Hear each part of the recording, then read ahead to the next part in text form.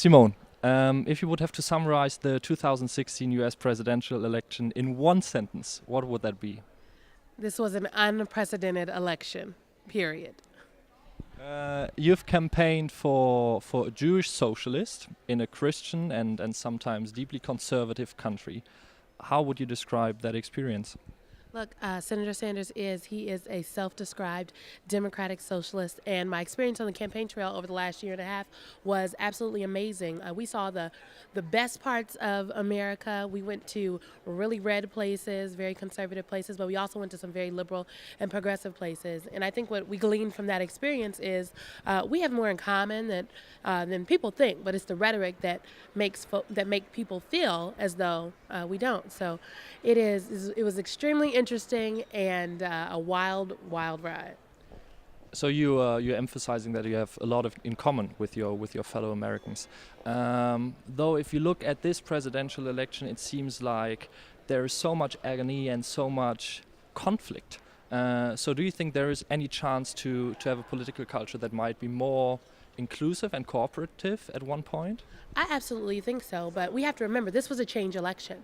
If you poll, I work with some organizations now that have gone out and done polling post-election because folks want to find out what happened and how we got here. And if you poll folks that voted for President Obama in 2012 but then switched their vote to President Trump or then candidate Trump in 2016, they all tell you that they voted for change. President Trump spoke to a real reality, and so did Senator Sanders for that matter, of a large swath of people in America. Now, yes, under President Obama, the United States had 75 straight months of private sector job growth. That was unprecedented. But also, under President Obama, folks were working 40, 50, 60 hours a week, and they still couldn't make enough money to put food on the table to feed their families. That's not a result of President Obama. That is a result of years and years of economic inequality that plagues both Black Americans, white Americans, Latinos, Native Americans, Asian Americans, and otherwise. So I think once our political conversation gets to the root of the issue and goes past these surface conversations, then we can begin to see real change. If we need change so badly, is Mr. Trump such a bad president? Well, Mr. Trump was not my candidate of choice under no circumstances, and I'm a staunch member of the resistance. But look, I do think he has an opportunity. He has an opportunity to step up, to lead, to be a president for all Americans, not just president of those who got him elected. And he has yet to rise to that challenge due to the rhetoric, due to just things that have happened in his White House. So look, it remains to be seen. We have to wait and see. But what we do know is the American people, much like the people here in Switzerland and people around the world, are resilient people. And one man in the White House is not going to take us down.